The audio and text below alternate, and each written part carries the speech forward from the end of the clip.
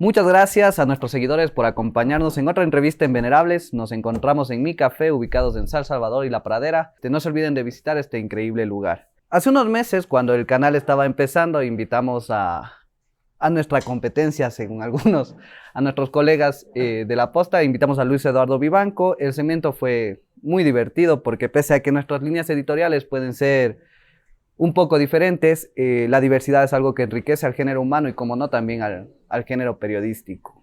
Hoy tengo el agrado de presentar a un nuevo invitado de la Casa de la Posta, un periodista igual de polémico, de mediático, internacional, que es Anderson Boscan. Anderson, un gusto tenerte aquí. Hombre, encantado, gracias por la invitación. Gracias a ti por venir, por aceptarnos la Yo vengo en entrevista. calidad de fan, me gusta mucho lo que hacen en BN.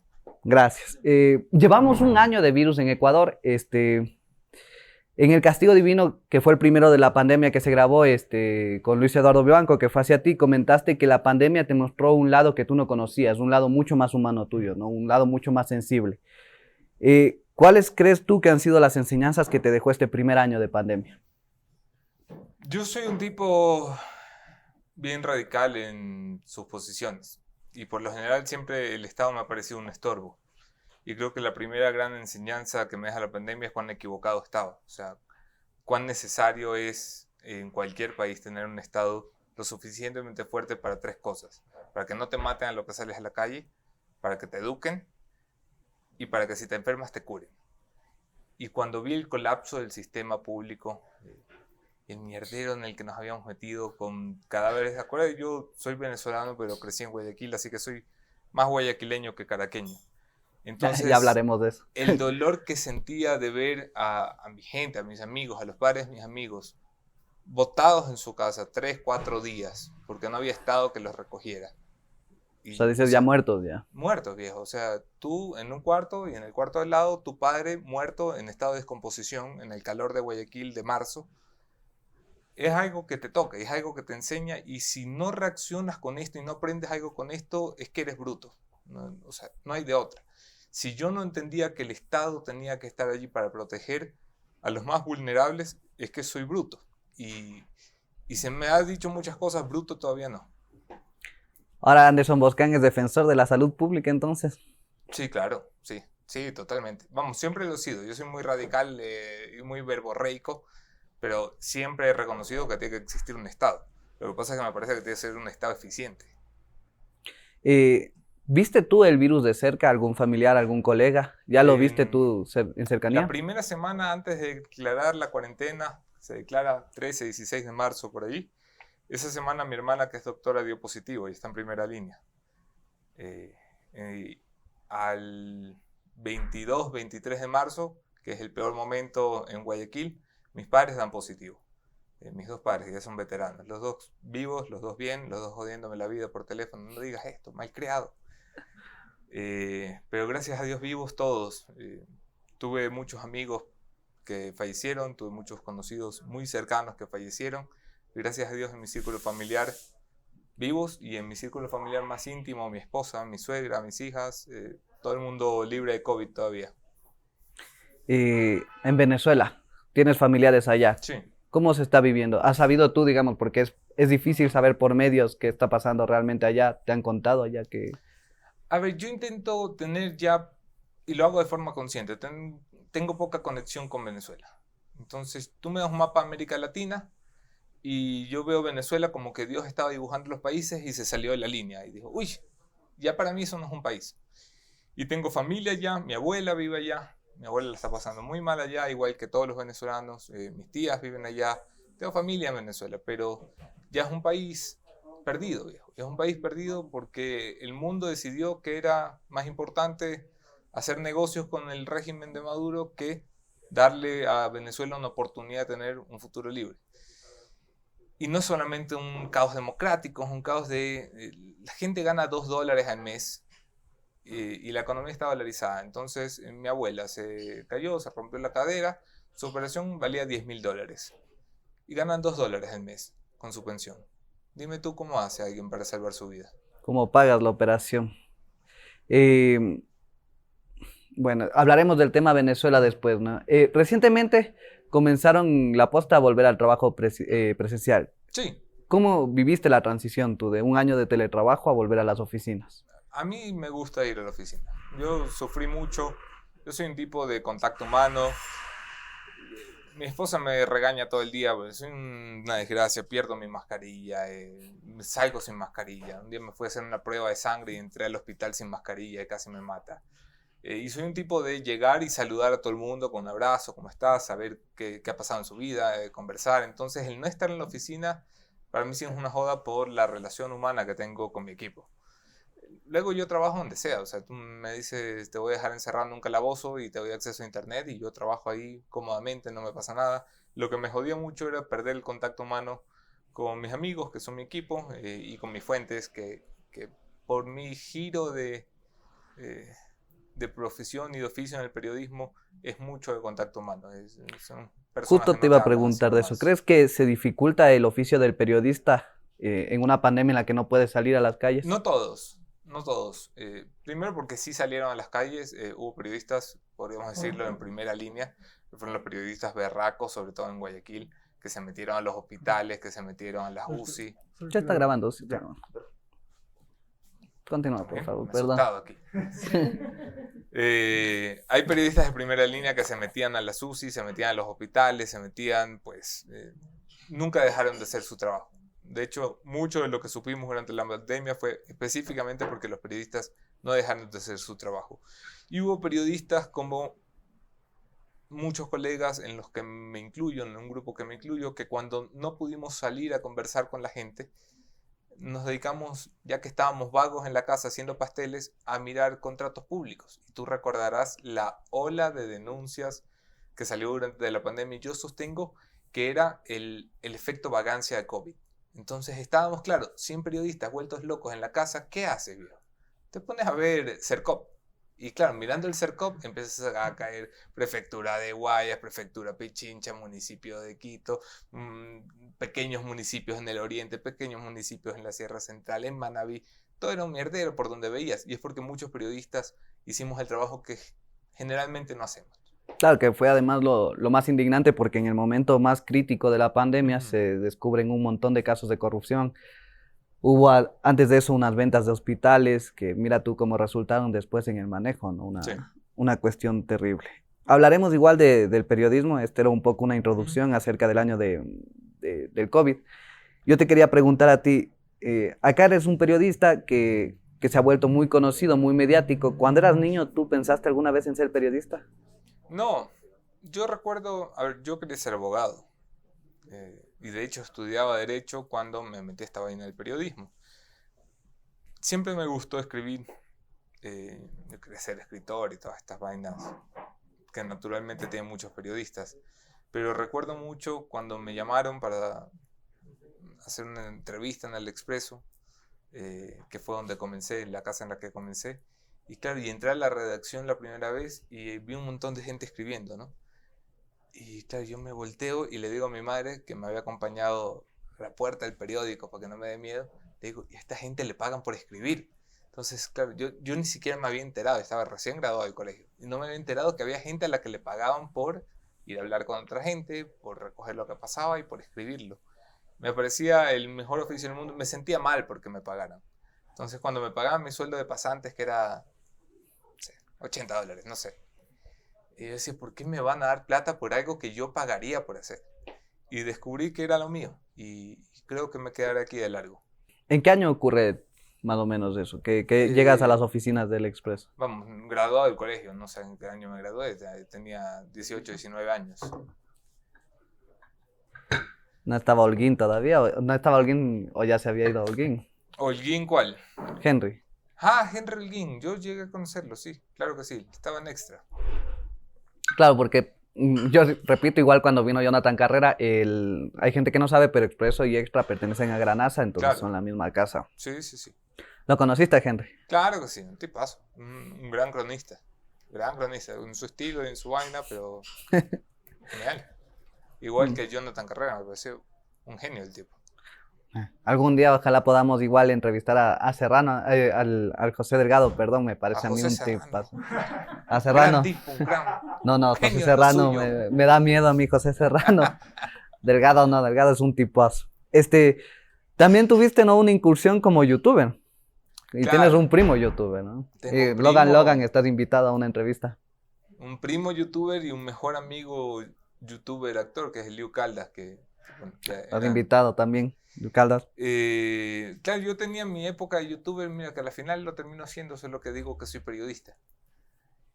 Y era muy gracioso porque no era gracioso. O sea, era un tipo, siempre me ha gustado el humor, pero me gusta un humor que simplemente no es publicable. O sea, un humor que no está bien, no es gracioso para el 90% de las personas, no es gracioso. Entonces, ha sido un humor muy jodido, muy jodido. Que te ha dado problemas, además. Vamos, me ha dado problemas. Me dio este oficio también, porque yo llego al periodismo por hacer, esto es una historia que le cuento a Luis Eduardo en El Castigo, por hacer un monólogo al que va Lenín Moreno, y como va Lenín Moreno va a la prensa, y ahí conozco al periodista del Expreso que luego me invita a una entrevista. Pero fíjate que el día que iba Moreno a mi monólogo, yo tenía 18 años, la Alianza Francesa de Guayaquil, y hacía un monólogo para mis amigos, va Moreno y yo tenía la mitad del guión con chistes de discapacitados. Entonces yo me burlaba muchísimo y de unos nervios, claro, y antes de que llegue Moreno, corrigiendo y cambiando los chistes de discapacitados por chistes, no sé, de esclavos, de alguna vaina.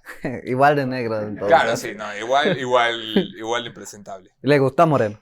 Le gustó, se murió de risa, tengo una foto con él, tengo varias fotos con él y tal, y habló y me dijo, esto es muy gracioso. Si se filtran, te las publican las fotos con Moreno. No, yo las he publicado. Mejor. Antes de que me las filtren, las filtro. Curar en esa sano. Es mi ley de vida. ¿Tuviste entonces de estas experiencias como una persona que se dedicó al humor, como un cómico? ¿Tuviste experiencia como youtuber? Vamos, experiencia como youtuber nadie. Grabé 3 videos, los subí a YouTube, los vio el Liu, los vio Logan y mi mamá y me obligó a borrarlos y paré de contar. Ah, ya no están. Esa es mi... No. Hay un respaldo de eso que está guardado mejor que los archivos de la CNAIN de Romy Vallejo. No va a volver a salir, pero a luz pública. No, qué va. ¿Experiencia en el sistema judicial? Sí, claro. Tuve 2 o 3 semanas como asistente a un juez en un episodio oscuro de mi vida que me obligó a renunciar al derecho. Yo iba ahí todavía en el colegio, ¿eh? Pero estaba tan afanado por ser abogado que convenzo a un juez de que me deje entrar al despacho. Me dice, claro, vente asistente, es un juez. Conocido. Guayaquileño. Y claro, yo terminé siendo a las 2 semanas el chico del maletín del juez, y yo, entenderás, 17, 18 años, diciendo, yo quiero ser abogado, pelear por la justicia y tal, y me mandan a coger un maletín. Claro, no volví al trabajo y se acabó mi experiencia. Yo creo que le pasa a muchos chicos que estudian leyes, ¿sabes? Que entran al sistema judicial ecuatoriano, que es asqueroso, y se decepcionan mucho de lo que estudian. Y se decepcionan y pliegan al sistema, o se decepcionan y se salen. Entonces creo que sí le hacemos mucho daño a los muchachos mandándolos a hacer pasantías al sistema judicial. Porque aprenden las malas mañas. Aprenden las malas mañas o simplemente dicen, viejo, yo no estoy hecho para esto. O sea, que hay mucha gente decente y dice, yo me voy a dedicar a ser abogado de empresas, corporativo, y hay gente que nunca quiere volver a tocar el sistema judicial. ¿Tú quedaste sin ganas de tocar el sistema judicial? Sí, no porque sea un tipo purísimo y tal, sino a mí por lo general no me gusta que la gente me diga sí porque sí. O sea, y el sistema judicial, cuando yo entré, hace ya muchos años, era todavía un sistema de... El juez te mandó preso, ¿por qué? Porque le dio la gana. El viejo, es que no puedes mandarlo preso. O sea, tienes que darme una justificación. ¿Era todavía o crees que sigue siendo? ¿Ha cambiado el sistema judicial? ¿Te parece que ha mejorado? Yo creo que sí. Ha mejorado y empeorado. En algunos sentidos ha mejorado. Por ejemplo, el poder presentarle una queja a un juez es una mejora. El que los ciudadanos podamos decir, este juez es pillo y vamos a una queja al Consejo de la Judicatura y se tramita la queja, aunque no siempre se llega a una sanción. Eso es una mejora. Eso es una mejora que se instaló durante el correísmo. Lo que ha empeorado... Te cortan ahí, Boscán, claro, correísta. Ahí está. Se está preparando para el regreso del correísmo. Lo que ha empeorado es el nivel de los jueces. Cuando yo entré, todavía era jueza de la Suprema de Guayas, María Leonor Jiménez de Viteri, madre de doña Cintia Viteri, alcaldesa de Guayaquil. Esa señora es es, porque está viva, una institución del sistema de justicia. O sea, esa era una jueza socialcristiana que mandó presos a socialcristianos, no cualquiera. O sea, esta falló contra, si la memoria no me engaña, falló contra Javier Neira, altísimo líder del Partido Social Cristiano 20 años atrás. Y claro, y ser juez en esa época te podían decir lo que quieras. Tú eres más amiguito de fulano, tú eres más... Pero eras un juez. Primero sabías leer y escribir y hablar español, que yo dudo que muchos de los jueces que están ahí lo sepan. Segundo, habías hecho una carrera. O sea, habías llegado allí porque tenías 20, 25 años a cuestas ejerciendo el derecho. Entonces tenías un juzgado. Pero ahora hay gente que sale de la universidad, hace una maestría, no ha tocado nunca el ejercicio profesional, usted es juez. ¿Qué sale de eso? Caso Mansur. Un juez que está 3 años en el sistema judicial, una casa de un palo. Eso es lo que tenemos. Claro, se habla de que se está haciendo o se dejó en el Correato en principio un sistema de merecimiento que muchas veces vemos que falla, ¿no? Porque yo siento que hay mucho puesto a dedo en nuestro sistema, en todo el estado acá, no solo en el sistema judicial. Cuando comenzó la entrevista comentabas que eres un venezolano que vivió mucho en Guayaquil. ¿Eres ecuatoriano o eres venezolano? Sí, soy venezolano y ecuatoriano, tengo doble nacionalidad. ¿Pero tú te reconoces como? Ecuatoriano y venezolano. ¿Más venezolano o más ecuatoriano? No, mucho más ecuatoriano. Más... Vamos, o sea, yo en Venezuela tengo mi niñez y para de contar. ¿Cómo lidias con la xenofobia? Porque es algo que se ve mucho, o sea, Boscán, igual hablaba de eso en El Castigo Divino Luis Eduardo, y decía, Boscán, te dicen, vete a tu país, Boscán, ¿qué haces en Ecuador? Y todo. ¿Cómo lidias tú con eso? Primero con mucho humor. O sea, yo me tomo, a mí es difícil sacarme de quicio. O sea, que alguien, que un troll y tal, es muy difícil sacarme de quicio. ¿Es más fácil sacarlo de quicio a Luis Eduardo? Luis, mira, le tuiteamos algo ahorita y lo sacamos de quicio y nos bloquea los dos. Es muy jodido. Primero me lo tomo como algo que no es una mentira. O sea, que alguien me diga a mí, tú no eres ecuatoriano, le digo, ven viejo, o sea, yo decidí que mi vida se hacía aquí. Mi madre es ecuatoriana. Yo soy ecuatoriano por nacimiento, según la Constitución. Mis hijas son ecuatorianas, mi esposa es ecuatoriana, pago impuestos en este país y además creo humildemente haberle contribuido a este país de la misma forma que muchos ecuatorianos. Así que por lo tanto, por derecho y porque me da la gana, yo soy ecuatoriano. Y cuando me dicen venezolano y tal, digo, bien, o sea, la gente tiene derecho a putear, es algo que yo defiendo. Yo bloqueo a muy poca gente en las redes sociales, muy poquita gente. Y te insulta bastante gente en todo caso. Sí, muchísimo, un montón. O sea, yo recibo 1000 puteadas al día, literalmente, no te exagero de cifra, 1000 puteadas al día. Y no los bloqueo porque creo que tienen derecho a putearme. Y tienen derecho a putearme, a decirme corrupto, pautado, venezolano, flaco, te sientas como mujer, lo que quieran, viejo. Y además lo que me siento como mujer es verdad. Pero creo que tienen derecho a mandar esos mensajes. Lo que yo tengo como personaje público obligación es a respetar ese derecho, salvo cuando me tocan la fibra. Y me tocan la fibra es una puteada que lleva a mis hijas o una amenaza que incluye a mi familia.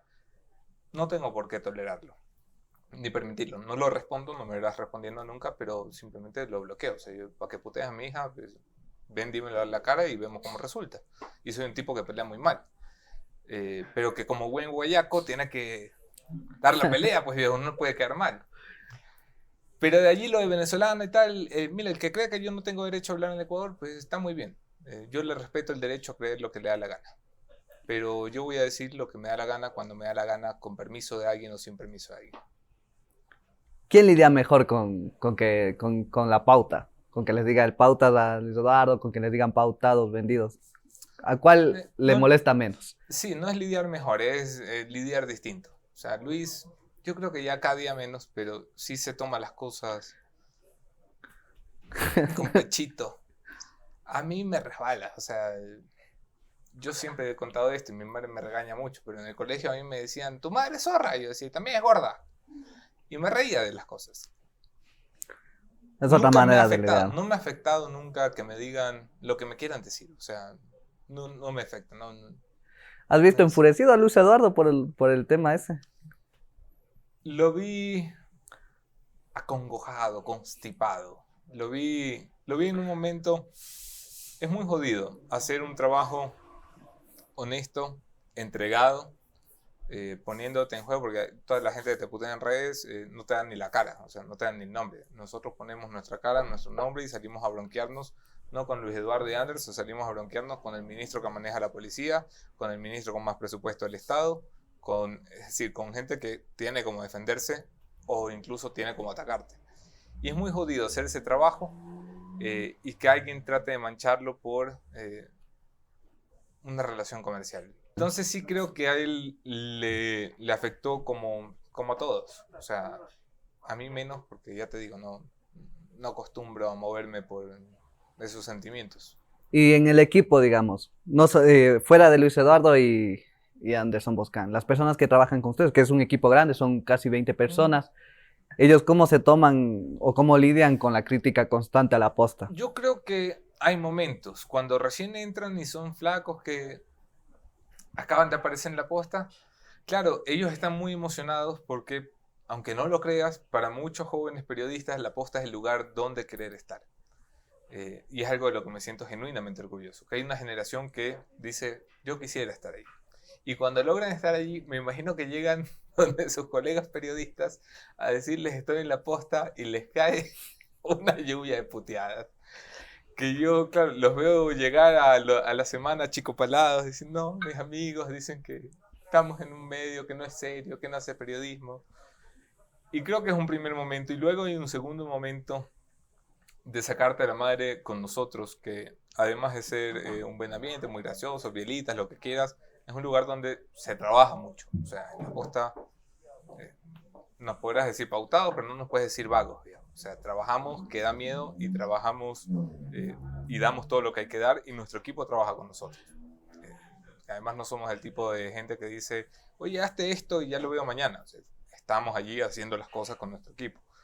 Y creo que si hacemos una encuesta anónima en la posta, va a salir un porcentaje muy, muy importante de gente que está orgullosa de pertenecer a la posta y de gente que cree que hace un periodismo de la mejor forma que se puede hacer. ¿Cuál es el poli bueno y cuál es el poli malo? Hablando de Luis la Eduardo relación. siempre es de malo, para todo. Para los clientes, para las relaciones políticas, para los chicos. Yo no me peleo con nadie, salvo que sea profesional, así en el sentido de voy a sacarle la madre a fulano con esta investigación. Yo soy un tipo que no se pelea con nadie. Luis Eduardo es un tipo que le gusta mucho el orden y el control y tal, entonces... En Castigo Divino comentabas también que tu padre es un hombre de izquierda, ¿no? Revolucionario, sí. Dices tú. ¿Cuál es tu relación con él? ¿Chocan por las posturas? No, que va. Mi papá lo amo profundamente. Un tipo que tuvo una vida dura, jodida, ideológica. Fue revolucionario y al extremo, o sea, de ser un guerrillero. Yo no creo que haya un paso más revolucionario que eso. No es como el señor Arauz, que es revolucionario de la Academia Cotopaxi pagando $2.000 al mes. Mi viejo era revolucionario, hombre de campo, del llano.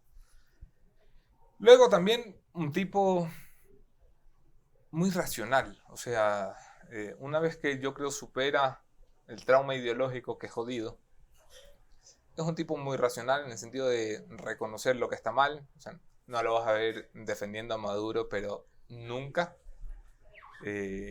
A Chávez. Entendió muy tempranamente cuando Chávez se equivocó, muy tempranamente, o sea, muy, muy tempranamente, mucho antes de que la mayoría de izquierda se dé cuenta, y lo entendió porque para mi viejo la revolución, que yo creo que sigue siendo revolucionario, pero para mi viejo la revolución se hace de una forma que no implica atropellar a todos los demás. Y mi viejo es un tipo que yo creo que entendió lo que entendió gente como Dilma Rousseff, como Mujica, como... Claro, mi viejo no es político ni nada de esto, pero entendieron lo mismo, que es que por la vía de las armas había un momento, había una justificación a su criterio, pero era la vía incorrecta. Y que la vía correcta era sentarse a tratar de convencer a los demás de que tenías la razón.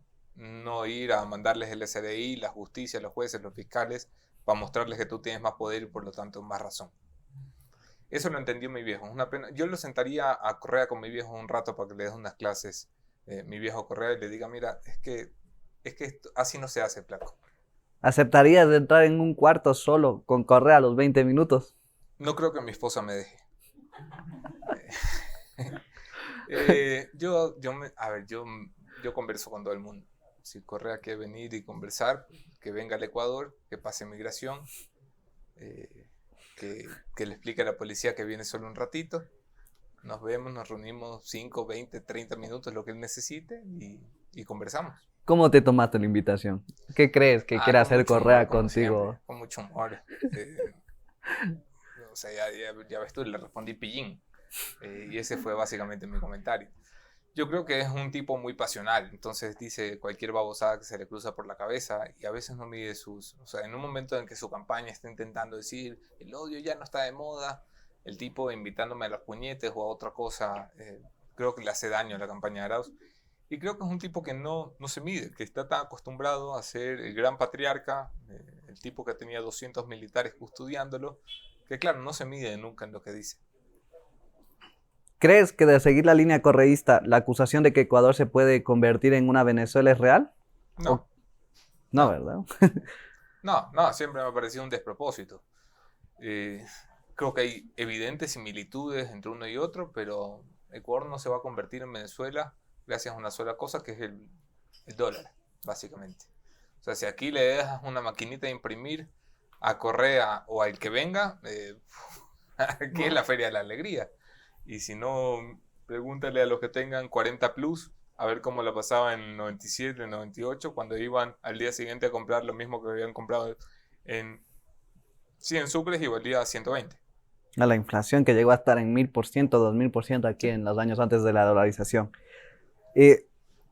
Has vivido en Venezuela, has vivido en Ecuador, eres ambas cosas. Hablábamos de si Ecuador se puede convertir o no en Venezuela. ¿Cuál es la mayor diferencia entre un ecuatoriano y un venezolano? Para ti que eres ambas cosas. Creo que el ecuatoriano ha vivido el proceso inverso al venezolano y por eso tiene también principios inversos. Déjame explicarlo rapidito. El venezolano es genuinamente vago, y me voy a explicar bien para que no salga. Es vago, xenofóbico con los propios venezolanos. Es genuinamente vago porque viene de un país muy acomodado. Entonces la generación de mi viejo, que fue una generación que para las fiestas de cumpleaños habría whisky de 18 años y que habrían latitas de aire de los Alpes suizos y que tenían comida a rabiar, había que hacer muy poco. ¿Clase media o clase alta? Mi viejo, clase media. Pero es que clase media todos vivíamos como que fuera Suiza. O sea, esto era la bomba ser Venezuela y ser venezolano. Era billete que daba miedo. Y era la clase media la que vivía mejor. ¿Cuál era el problema? Que había que hacer muy poco esfuerzo para tener muchos resultados. Había tanto dinero moviéndose en Venezuela que con un mínimo de esfuerzo tenías un máximo de resultados. En esas mismas fechas el Ecuador pasaba una crisis tenaz, terrible, que viene arrastrando 30 años. Y en el Ecuador, para tener un mínimo de resultados, había que hacer un máximo de esfuerzos. A eso me refiero con la simplificación de vago trabajador. Es decir, el ecuatoriano ha estado acostumbrado toda su vida a tener que trabajar mucho más de lo que debe para recibir mucho menos de lo que debe. El venezolano se acostumbró al revés. Por eso, cuando entra la quiebra del país y toda una generación muy preparada, de las más preparadas de América del Sur seguramente, tiene que salir, se enfrentan a otra realidad. Y es que gente muy capaz, pero que no está al nivel competitivo de otros profesionales de América Latina, más que nada por el esfuerzo y el sacrificio que tienen que hacer en otros países de América Latina para vivir más o menos parecido a lo que vivió un venezolano en 1997. En el resto de América Latina se la tuvieron que ver bien fea. Y yo creo que ahora las cosas, cuando veamos la siguiente generación de venezolanos, que van a ser venezolanos binacionales, es decir, venezolanos peruanos, venezolanos argentinos, venezolanos Resultado de este éxodo increíble. Esa va a ser una generación que va a trabajar como el ecuatoriano de nuestra generación. Quiero decir, porque han tenido que vivir algo que el Ecuador no tuvo que vivir nunca, que es la expulsión de su propio país por millones, pero no en condición de migrante, sino en condición de refugiado, que es otra cosa muy jodida. Pero el migrante dice, yo me voy a probar suerte a España a ver qué tal me va, porque a mi prima le va bien. El refugiado venezolano dice, yo me voy porque mañana me muero de hambre. Entonces me voy, no sé a dónde, no sé con qué plata, me voy caminando, me voy con mi hijo cargado, no sé a qué, pero para morirme de hambre aquí sentado, me muero de hambre en el camino.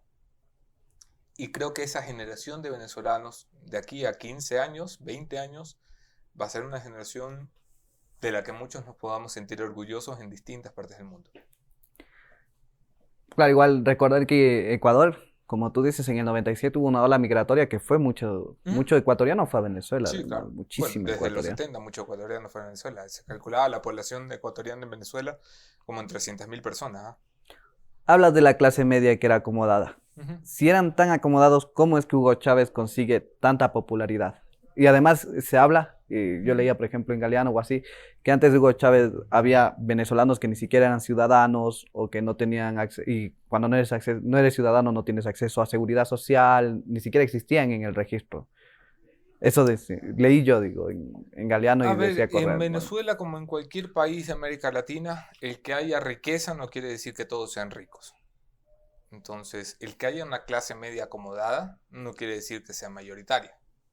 Es decir, no todos en Venezuela vivían al ritmo de la clase media, media alta y alta. La gran base social de Venezuela no vivía en esas condiciones. Ahora, te aseguro que no viven ni de lejos la miseria y el hambre que están pasando hoy. O sea, tú agarras al pobre más pobre de 1997 y lo comparas con un clase media venezolano hoy, y el pobre más pobre vivía largamente mejor, pero largamente mejor antes de la existencia de Hugo Chávez. Chávez lo que hace es recoger la sensación de insatisfacción que tenemos en todos los países del mundo, ya no te hablo solo de América Latina. ¿Por qué hay una extrema derecha en Francia? Pues porque hay una clase media cabreada. Y me vas a decir que la clase media francesa es muy pobre, muy pobre. No, está cabreada. ¿Por qué? Porque quiere vivir mejor. Y los políticos no le están permitiendo vivir mejor. Entonces, dentro de ese mismo esquema en Venezuela, había una clase media muy cabreada. ¿Era pobre, pobre, pobre, muy pobre? No. Quería vivir mejor. Y los políticos estaban más preocupados de repartirse el poder entre adecos y copellanos que de arreglarle los problemas a la gente. Chávez identifica eso, crea un discurso alrededor de revancha, de venganza social, y mucha gente dice, uy, de lujo, vamos a reventar la madre de los políticos. Y claro, primero le revientas la madre de los políticos y luego te revienta la madre a ti. ¿cuáles son para ti los aciertos que tuvo Hugo Chávez? El primer acierto fue morirse. El segundo acierto lo voy a pensar mucho y te lo cuento. Los aciertos de Correa. Correa, a diferencia de Chávez, tuvo muchos aciertos. Creo que fue un tipo que visibilizó el Estado para los ecuatorianos. Antes el Estado para los ecuatorianos era esta nebulosa donde se perdía la plata. Y creo que Correa le devuelve dignidad al servicio público. Y yo me acuerdo mucho cuando tú ibas por primera vez a los registros civiles nuevos. Era la bomba, loco, que nadie te pidiera plata para sacar una cédula. Los Y cuando ibas a tramitadores. sacar una licencia y te la daban en 30 minutos. Y cuando el pasaporte, el servicio público en general. No te estoy hablando de la educación, la salud, solamente que hizo grandes cosas allí también. Te hablo de lo más esencial, que no te cobren para entrar. Que cuando entras sabes que tienes derechos y le puedes reclamar al funcionario de turno.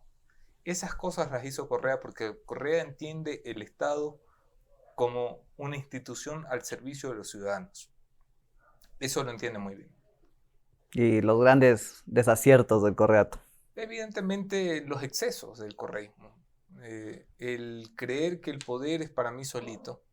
El creer que el que la tiene más larga gana. El creer que el que tiene más votos siempre tiene más razón. El creer que lo que digan los medios es siempre una gran conspiración. El creer que perseguir a periodistas y a opositores es parte del gobierno, del ejercicio del poder. Y sobre todo, el que no se le movía una ceja. O sea, este pana estaba sentado al lado de una gavilla de delincuentes. Y él sabía que eran delincuentes. Y sabía que eran delincuentes porque su gente investigaba a Jorge Glass antes de que lo investigáramos nosotros. Y su gente ya sabía que Glass era un pillo y un ladrón. Y el pana se sentaba ahí como si nada. O sea, esa capacidad para convivir en medio de delincuentes, yo no la tengo. Yo me reúno con delincuentes. Pero convivir, ser del mismo club, yo no podría. Llegas a ser periodista porque estamos hablando de tu vida y nos Mm. saltamos, pero está bien porque es interesante conversar sobre esas cosas. Y haces crítica de teatro, también haces luego farándula y terminas siendo el duro de la política en El Expreso. Tú. Ujú. Pero ¿cuál es tu género favorito periodístico? Me siento hoy muy cómodo en la opinión. Muy, muy Editorial. cómodo, sí. Es un lugar donde además trato de hacer las cosas bien. No solo digo, este es malo porque es malo. Trato un poquito de trabajarlo y de tener alguna postura en la vida. Evidentemente me siento cómodo en la investigación. Y aunque a mí me gustaría hacer otro tipo de periodismo, o sea, a mí me gustaría hacer reportaje, crónica. ¿Hiciste Crónica Roja? Crónica roja no, crónica negra dice. Se parece, pero no es lo mismo. ¿Cuál es la diferencia entre ambas? La crónica roja se enfoca más en el hecho y el suceso sangriento.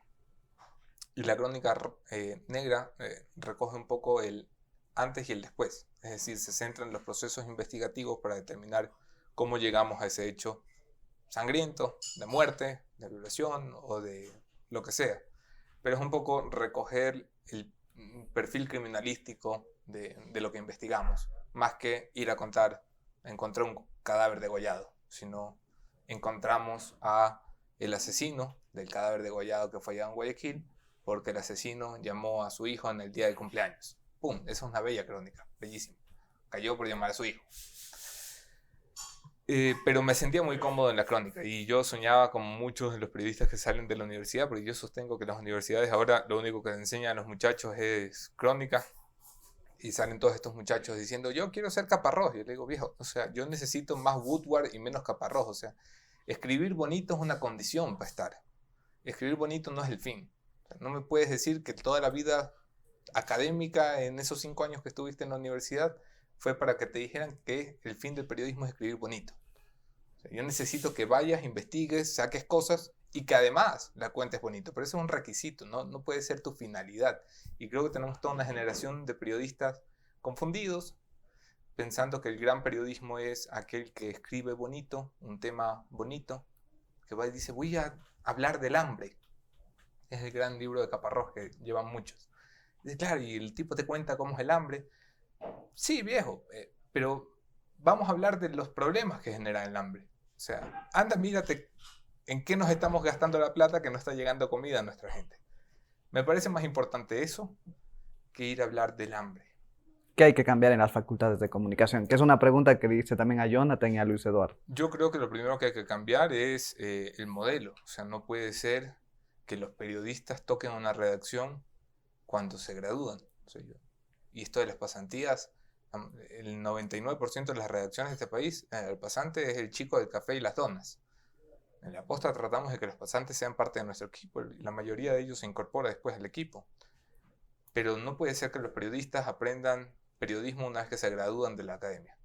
O sea, me parece un despropósito. Hay muchachos que nunca en su vida académica hicieron una investigación. ¿Qué clase de periodistas están sacando las universidades? Todas. Todas. Porque para hacer entrevistas son muy buenos, para hacer perfilitos son muy buenos, pero ponlos a hacer una investigación, que es la madre del periodismo.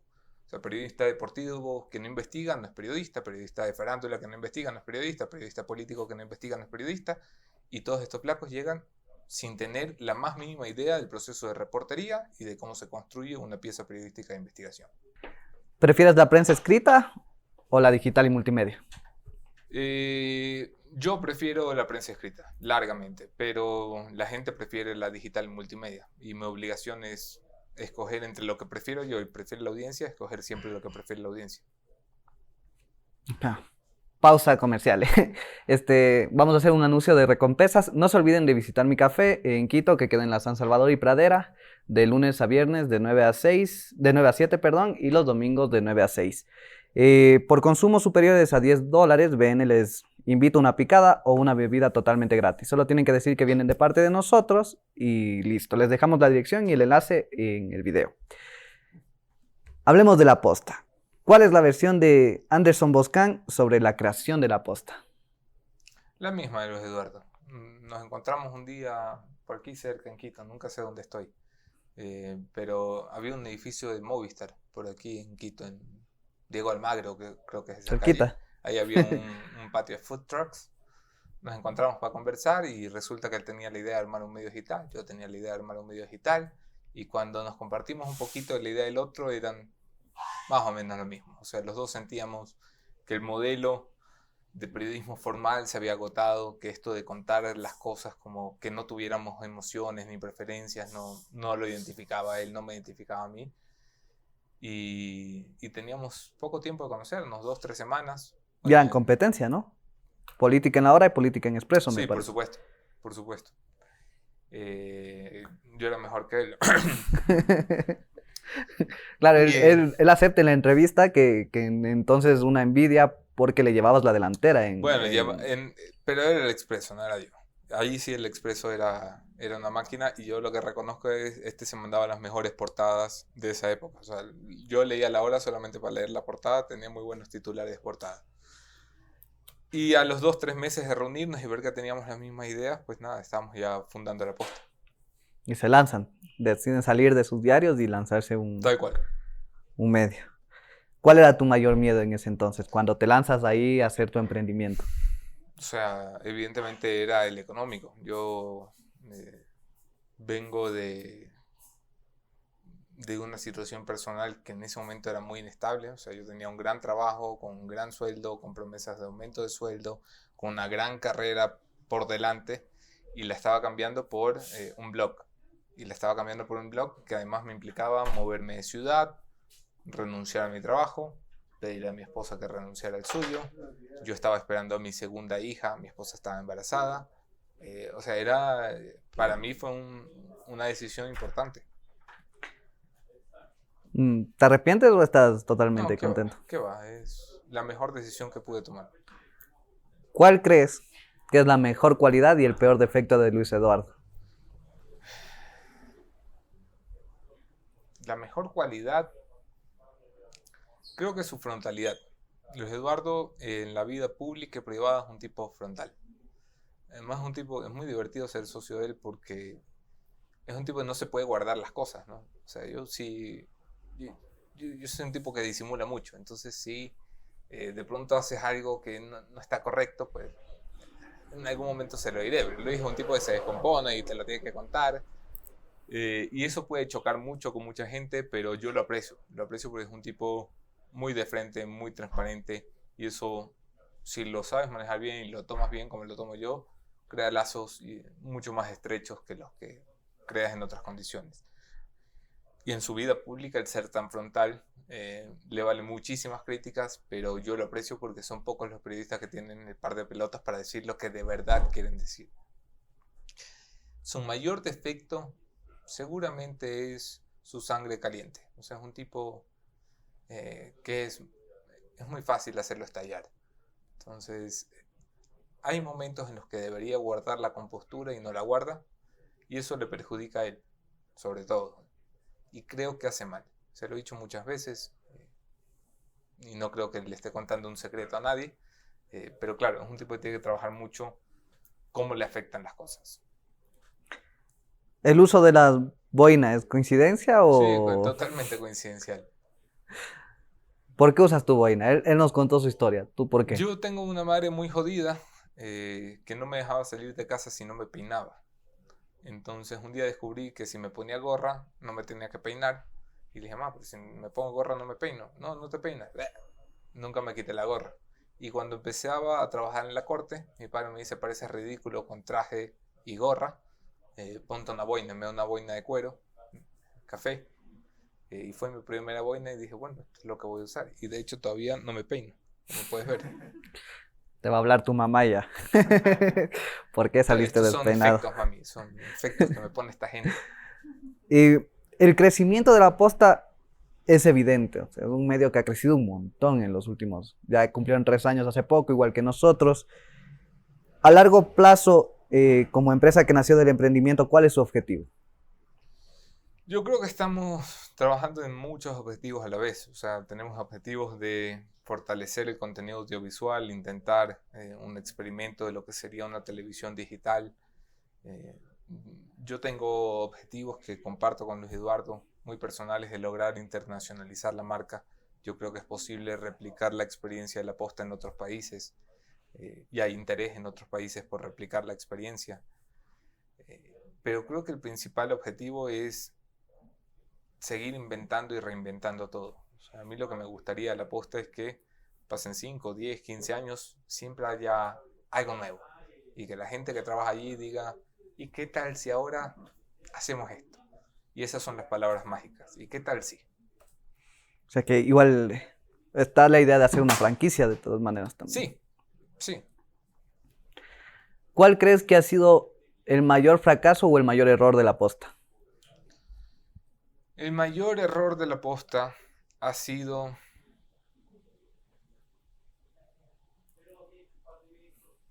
centralizar tanto la atención y el protagonismo en dos figuras, en Luis Eduardo y en la mía. Y creo que es un error del que nos hemos dado cuenta y que estamos corrigiendo cada día más para que todo el gran equipo de la posta comparta el protagonismo que merece. Porque hay un montón de cosas, de investigaciones, que se trabajan entre muchas manos y que la presenta uno, porque bueno, así es. Y nuestro esfuerzo es para que ahora la mayor cantidad de gente que participa en el proceso participe también en la exposición de estos procesos de investigación y de periodismo. ¿El mayor error tuyo como periodista de la posta? Muchos, innumerables, muy pocos vinculados a la reportería y el ejercicio profesional y a la investigación, y muchos vinculados a la opinión. Soy un tipo de lengua floja y muchas veces meto la pata rotundamente, pero creo que también tantas veces como meto la pata salgo a pedir disculpas. No me cuesta mucho pedir disculpas. Así que yo diría que eso, el tener la lengua tan floja para hablar de feminismo, para hablar de un político X, me trae muchos problemas siempre. Ah, con el feminismo te cayeron un montón por el tuit Me de... cayó mi esposa, imagínate tú. Y lo borraste, pero... No sé si lo borré, pero hice un video pidiendo disculpas. Era por un chiste de tu humor negro, me parece. Claro, no, esto era por una frase, ya me acordé. Era una frase que el presidente quería poner sí o sí a María Paula de vicepresidenta. Y él le decía, usted tiene derecho a escoger esposa, novia, moza, pero no vicepresidenta sí porque sí. Tiene que ser un compromiso con el país, bla, bla. Y parece que la palabra moza no era adecuada, no era una palabra adecuada y me trajo muchos problemas. Eh, Dentro de tu rol como cofundador, ¿consideras que es más importante un buen administrador o un buen periodista? Las dos cosas. O sea, evidentemente las dos cosas. Esto es como que me digas dentro de tu rol como delantero de la selección. Es importante dominar bien el balón o meter los goles. Las dos cosas, viejo. El que no domina bien el balón no mete goles y el que no mete goles no sirve para delantero. Así que las dos cosas. Los periodistas modernos tienen que ser buenos administradores, buenos empresarios, porque solamente una casa editorial que pueda financiar a sus periodistas tiene larga vida. Y la mayoría de grandes experiencias profesionales y periodísticas que dejan de existir porque los periodistas dicen, no, yo soy periodista, no soy empresario. Pues toma ya, vas a dar 3 meses de buen periodismo y cuando te comas la camisa vas a terminar trabajando para el primero que te ofrezca trabajo. Vas a terminar de community manager de la SECOM. Y es normal, porque tienes que vivir, tienes que comer. Entonces me parece que esta dicotomía entre hago buen periodismo o hago buena empresa no existe. Para hacer buen periodismo tienes que tener una empresa que lo pague. ¿Y qué es más difícil? ¿Ser buen periodista o ser buen emprendedor, jefe, administrador? Seguramente ser buen emprendedor y empresario es mucho más difícil porque nuestra formación es de periodistas, porque nuestro espíritu es de periodistas, porque nos sentimos periodistas y no empresarios. Entonces cuando llegamos allí y te das cuenta que tienes que hacer las dos cosas, en una te sientes más cómodo que en otro. ¿Qué es para ti el objetivo, ser objetivo en el periodismo? Una mentira que suena muy bien y que la dicen mucho en las universidades de América Latina, que esto, vamos, ni en Europa ni en Estados Unidos se sigue discutiendo la objetividad desde hace 20 años. Pero aquí están muy traumados porque los políticos repiten mucho, yo pensaba que usted era un periodista objetivo. No, señor, es que yo no puedo ser objetivo porque no soy un objeto. O sea, yo tengo sentimientos, posiciones, ideologías y las puedo disfrazar. Si tú me dices, escríbete la nota para la BBC, te la escribo y la disfrazo. Y va a parecer imparcial, impoluta. O sea, la técnica me la sé. Lo que pasa es que no es verdad. Y no es verdad porque la BBC le da cobertura negativa a Maduro y le da cobertura positiva al gobierno de Duque. Mayormente, quiero decir, no es que va a esconder las cosas, no es que le va a hacer campaña, pero cuando le pueda dar palo a Maduro le va a dar. ¿Y por qué? Porque evidentemente tiene una línea, evidentemente. Y yo prefiero y reconozco a los medios como The Washington Post, que dice, mira, este Trump es un cabrón, y cada vez que pueda le voy a dar palo. Eso sí, no voy a torcer los hechos, no voy a inventarme cosas, pero cada vez que pueda le voy a dar palo. Democracy dies in darkness. Cambiaron el eslogan de Washington Post y todo. Y los reconozco porque digo, mira, es más franco. Así como la Fox News, tú dices, bueno, le va a defender a Trump, aunque lo encontremos quemando niños. Sí, va a decir, es que estos niños necesitaban un poquito de color. Y la Fox lo va a defender. Y tú dices, me parece más transparente que cada uno tenga una postura abiertamente definida que estos tapiñados metidos de closet que dicen, no, yo soy objetivo y cada vez que pueda, una puñalada a Correa. No, yo soy objetivo y cada vez que puede, puñalada a los sociocristianos. Eso, defínete un poco. ¿Cuál es la línea editorial de La Posta? Evidentemente es una línea profundamente anticorreísta, porque es profundamente anticorrupción. Y hoy la corrupción, te puedo hablar que en 5 años esto ya no tiene vigencia, hoy la corrupción está representada en el correísmo. Y en Moreno. Y en Moreno. ¿Cómo consigue La Posta tan buenas fuentes? ¿Cuál es el secreto para conseguir esas fuentes?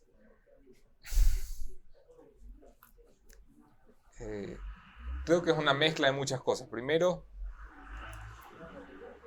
tienes que hacer el trabajo. O sea, yo siempre le digo a mis chicos, ¿cuántos cafés te tomaste esta semana con tus fuentes?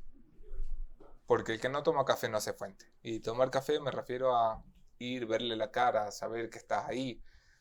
Que no solamente seas un periodista que llama porque dices, oye, estoy investigando esto. Y yo, ¿por qué te voy a colaborar a ti, pedazo de desconocido? O sea, yo tengo que tener una relación con las fuentes. Entre más fuentes, mejor. Fuentes en el ejército, en la aduana, en migración, en policía, un chorro de contactos. No solamente se necesita fuentes, se necesita legitimidad. Es decir, que tus fuentes sepan que eres un tipo correcto, legítimo, que cuando tiene que golpear, golpea. No importa a quién golpea.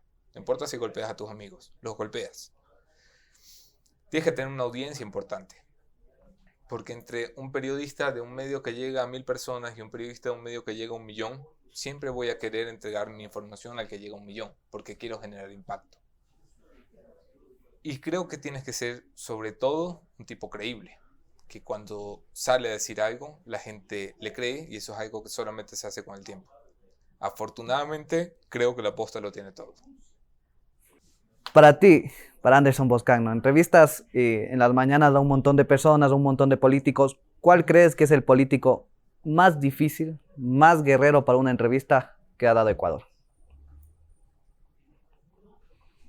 Más difícil de entrevistar, más duro en una entrevista. Más difícil de entrevistar.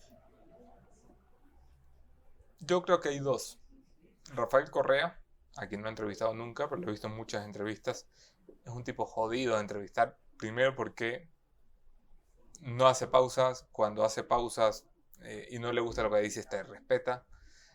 Y tercero, es muy veloz, es muy hábil. Es un tipo muy inteligente, se la saca muy rápido. Y a su mismo nivel y en empate, yo creo que está Jaime Nebot, que es un tipo muy jodido a entrevistar. Primero porque le gustan los monólogos largos. Entonces nunca se calla. Entonces para callarlo hay que alzarle la voz. Y alzarle la voz a Jaime Nebot ya es un reto. Luego también es un tipo soberanamente inteligente que le puede dar la vuelta a lo que dices. Es un tipo muy congruente. A quien no vas a agarrar, a Correa siempre lo agarran por lo mismo. Porque si dice, yo quiero una justicia independiente, le dicen Yalc. Si dice, yo defendí la lucha contra la corrupción, le dicen Glass, Patiño, Alvarado, bla, bla, bla.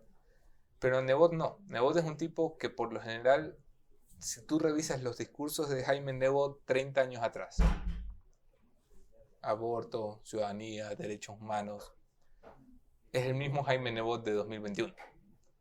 Entonces es muy jodido entrarle por la incongruencia, que es por donde las entrevistas políticas de verdad son buenas. Usted me dice esto, pero ¿qué me dice de aquello? Esa incongruencia es la que hace una buena entrevista política. Y con los dos es difícil hacerlo. ¿Cuál es tu opinión del debate presidencial que acabó de pasar? Una porquería. No hay nivel. O sea, yo les pido que hagan un ejercicio. O sea, vayan a YouTube, vean este debate y vean el debate Borja Febres Cordero y saquen conclusiones. Hay una diferencia en el nivel de los políticos que debaten. Hay una diferencia en el formato del debate. O sea, esta vaina de yo hacer una pregunta y quedarme callado como idiota mientras tú hablas y no respondes. Perdón, pero ¿para qué me llevas? O sea, si tú me llevas como contrincante en un debate y yo te digo, señor Arauz, respóndale usted a la viuda del general Gabela, o viceversa. Señor Lazo, responde usted si escogería entre el país o el Banco Guayaquil. Y tú no me estás respondiendo. Lo mínimo que me tiene que permitir el formato es cortarte, decirte, ya, muy bonito, pero respóndame, que la pregunta es muy importante. Y eso es lo que hace enriquecer un debate. Esta cosa de cuidar a los candidatos como que fueran niños de kinder no me gusta. Entre este debate y el del 2006 con Correa, Cintia Viteri, Rosero, León Roldós Novoa. y Novoa, ¿con cuál te quedas? ¿Cuánto impuesto paga usted? Maravilloso. Con el 2006, más divertido. Fue mucho mejor debate, largamente.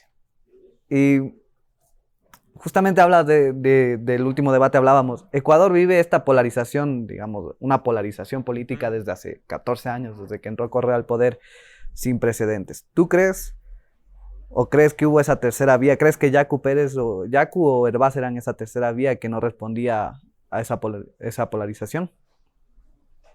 No. Si fuera esa tercera vía que no responde a la polarización, las encuestas no nos mostrarían un Ecuador tan polarizado como el que estamos viendo en segunda vuelta. Le sería mucho más difícil a la gente tomar la decisión. Esta era gente que no está guiada necesariamente por la polarización, está guiada por las personas. Y a Arauz le parecía antipático, Guillermo Lasso le parecía antipático, y decía, pues, me voy con Yacu, que está simpático, toca el saxo, o me voy con Hervás, que está simpático, hace TikTok. Eran figuras frescas, eran figuras nuevas, con ideas nuevas y con una nueva forma de hacer política que no tenía la agresión como norte. Eso sí, pero a la hora, cuando quitas a estos dos de la fórmula, el país se vuelve a polarizar y las encuestas te lo dicen claramente. O sea, esto está entre dos opciones que son igual de grandes. Hablábamos de Yacu, ¿no? Y de la política nacional. Te tildaron a ti de racista por un comentario que hizo Vivanco y tú lo secundaste. ¿Crees que fue una exageración?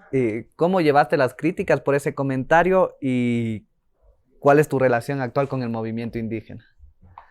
Tengo buenos amigos en el movimiento indígena, amigos que hice desde antes de la posta, amigos que hice cuando me tocó estar en Sarayacu como prensa para evitar que José Serrano metiera tanques, policías, militares y le reventara la madre a los Sarayacu.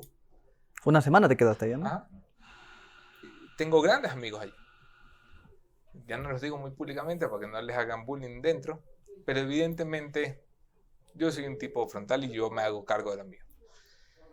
Las declaraciones de Indio encontrado de Indio preso, que en el video completo, no sé si tú lo has visto, a los pocos minutos de esa declaración, que en este tono incendiario que solemos hablar, le digo a Luis Eduardo, cuidado, y la gente cree que esto es así. O sea, evidentemente esto es una exageración.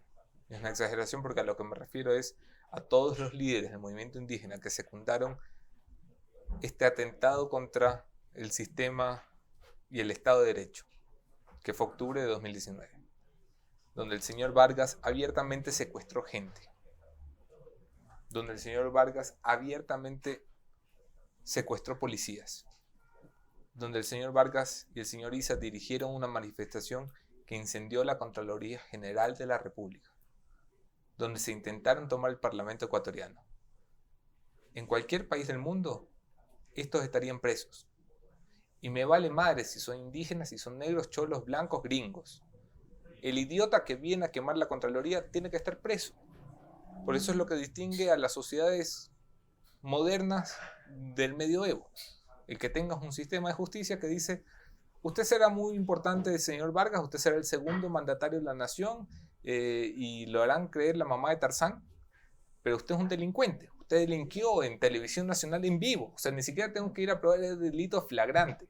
A Vargas lo tenían que haber llevado al lado de Jorge Glass el mismo día de octubre que decidió que secuestrar gente era buena idea. Y yo con gente así no puedo tener medias tintas, es decir, la lucha del movimiento indígena, las clases sociales. ¿De qué movimiento indígena ni qué clases sociales? Poco de delincuentes que se reunieron para quemar edificios públicos, para secuestrar gente y para hacer gala de eso en televisión nacional. Todos los que dirigieron esa movilización tenían que estar presos.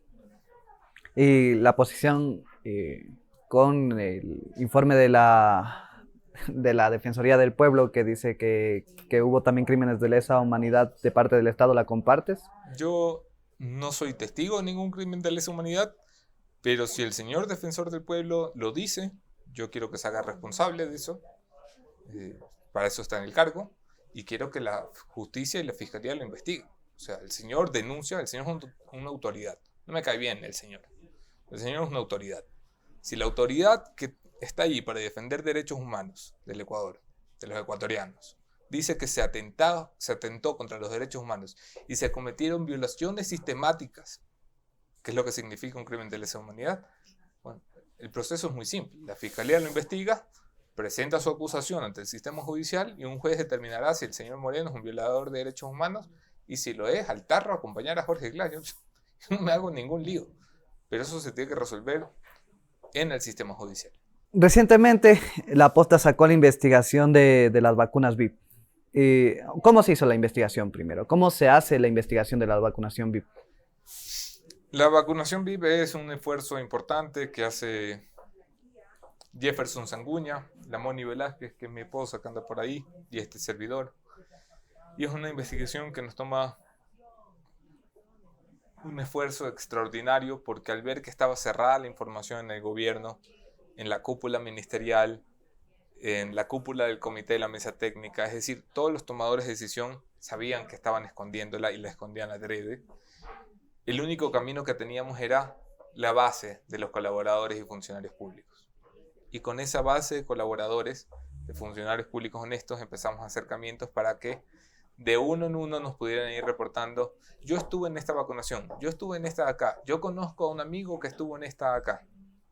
Y la Mónica Velázquez, el Jeff Sanguña y este servidor se van días y días y días y días a hablar con decenas de médicos. Digo decenas de verdad, decenas de médicos. Entonces vamos consiguiendo la información de a puchitos, porque no conseguimos una lista, primero porque no hay.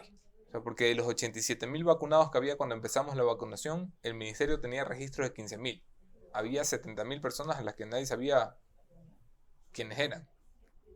Y por eso la fiscalía los allana. En la cabeza del ministro. No, pero no sé si te das cuenta de lo grave. O sea, estos tipos pusieron 87.000 vacunas y solo tienen 15.000 nombres. Y eso es lo que le mandan a fiscalía, 15.000 nombres. Flaco, pusiste 87.000, ¿qué hiciste con las otras? ¿Qué? Lo que hicimos nosotros fue ir a la inversa. Decirle a los médicos: a ver, tú participaste en la vacunación de Oquendo, ¿qué más estaba ahí? Deja que yo te consigo, ahí estaba también Rosero. Pero tienes el documento, yo tengo un amigo que tiene acceso. Conseguíamos los documentos y los presentábamos. Eso básicamente. Comentaste que había amigos tuyos en esa vacunación. Sí. ¿Cambió la relación con ellos a partir de la investigación? No me han llamado, así que supongo que sí. Pero tú no dejaste de ser amigo de ellos dejaron de ser amigos tuyos. Yo normalmente no dejo de ser amigo de la gente. Yo a mis amigos ni los niego, ni los juzgo. No soy amigo para juzgar a los que se equivocan o a los que cometen un error. Pero si mi trabajo es exponerlos, pues... Si mi mamá estaba en la lista de vacunación, le echaban una llamada y le decían: mami, te jodiste. Porque mi trabajo no es calcular cuál es el efecto de, y a quién le hago daño y a quién beneficio. Mi trabajo es: encontré algo, es real, sí, está verificado, sí, está contrastado, sí, vamos. ¿Qué opinas del alcalde Jorge Yunda? Según mi banco, en el Castillo Divino eras un Yunda lover. Sí, yo siempre he sido más benévolo con el alcalde Yunda, porque él tiene razón en algo. él identifica esto como racismo y como que no lo han dejado ser por sus orígenes humildes, son las palabras de Yunda. Yo sí creo que a Yunda le han sido injustos los quiteños. La aristocracia quiteña, por llamarla de alguna manera. La gente del Círculo Rojo con poder en Quito. Empresarios, políticos. Y a ninguno de estos le gusta que yo diga esto. Pero ellos le hacen oposición a Yunda desde el día que fue electo. Viejo, dale 100 días para ver cómo se mueve el flaco y luego decídete si vas a hacer oposición o no. Pero simplemente por ser un tipo de por fuera del poder quiteño no tenía derecho a intentarlo. Creo que esa es una falla de la sociedad quiteña, que fue condenar a Yunda antes siquiera de que pueda ser un buen o un mal alcalde. Ahora, esto no tiene nada que ver con lo que ha salido recientemente. Es decir, una vez que el país ha conocido los chats del hijo del señor Yunda, ya no estamos hablando de si es buen alcalde o mal alcalde. Estamos hablando de que el hijo hacía negocios con el municipio del Papito. Los negocios se hacían a las 4 a.m., digo yo. Sí, y viejo, yo no puedo defender a Yunda. O sea, mi trabajo no es defender a Yunda. Yunda no me ha contratado como abogado. Primero porque no lo soy y segundo porque no me da la gana. Pero si el señor Yunda no podía controlar a su hijo haciendo negocios en el municipio de Quito, cualquier cosa podía pasar. O sea, si un tipo es capaz de involucrar a su hijo en la administración pública, es capaz de todo. Y yo necesito una respuesta del alcalde más allá de estas babosadas de las manos al fuego, hay que ver si los chats son reales. Viejo, si quieres saber si son reales, llama a tu hijo y pregúntale. Papito, ¿usted escribió esos mensajes pidiendo plata? Sí, ya, chao. Y una vez que eso se hace, pues lo que queda es la carta de dimisión. ¿Tú aceptarías un cargo público? No. Jamás. No puedo decir jamás, porque luego salen los cortes diciendo, ahí está, dijo que nunca. Pero no me llama la atención, no es lo que me gustaría. Me parece el lumpen del lumpen, un muladar del servicio público. Creo que a pesar de haber tanta gente honesta, está tan asquerosamente corrompido el sistema que no hay forma de salir ileso. Y sobre todo creo que le hago un servicio al país mucho mejor y con el que me siento más contento desde aquí, desde el periodismo. No necesito un cargo público para servir al Ecuador. ¿Te han ofrecido alguna vez un cargo o alguna vez Sí. una candidatura? Sí. Pero no me interesa, o sea, no es algo a lo que tengo que decir. La gente sabe que no me interesa. Yo me encargo de decirlo en cada entrevista para que quede registro de a este man no le interesaba. Entonces, si algún día me tuerzo, cáiganme palo. ¿Cuál es tu pronóstico sobre las elecciones? Pronóstico reservado. Al correísmo no le gusta porque dice que hacemos campaña por Lazo, pero el Lazo ha tomado la ventaja en al menos 5 encuestas que he podido mirar. Acuérdate que hay como 20, así que... Pero son 5. Y son 5 que ya dicen va adelante. Las que no dicen va adelante ya dicen va cerca. O sea, va a 2 puntos, va a 3 puntos. Es un tipo que viene 12 puntos abajo de Arauz. Así que si yo fuera Arauz, estaría como está, cagado de miedo, porque se ve que la tendencia se ha revertido y va a ser muy difícil moverla. Igual, antes de irnos, agradecer a Mi Café. No se olviden, ubicado en San Salvador y La Pradera. Pueden venir de lunes a sábado de 9 a 7 y los domingos de 9 a 6. Y no se olviden que tienen una promoción. Si vienen de parte de BN, tienen una picada o una bebida gratis. Siempre pedimos a nuestros invitados que den un mensaje aprovechando lo contextual. O sea, que ustedes recientemente hicieron la coyuntura de que hicieron la investigación de las vacunas VIP.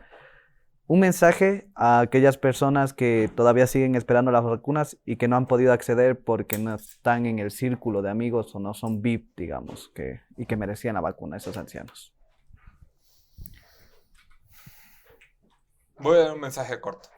Si tú eres parte de la primera línea, si tú eres un abuelito o y no te han vacunado, cabrea. Yo creo que es el único sentimiento que corresponde en estos momentos. Hay que cabrearse. Y hay que cabrearse con todos los que tienen responsabilidad. Que responsabilidad el presidente por su incompetencia, la vicepresidenta por estar de adorno, los ministros de salud que han pasado por no hacer un carajo de lo que era su obligación hacer. El sistema mismo de salud que se encargó de corromper algo que era imposible pensar correcto. y vacunar los panas, y vacunar a la gente con poder, y no vacunar a tu abuelita, y no vacunar a tu abuelita, y no vacunar a tu familiar. Así que mi mensaje es así, cabrera.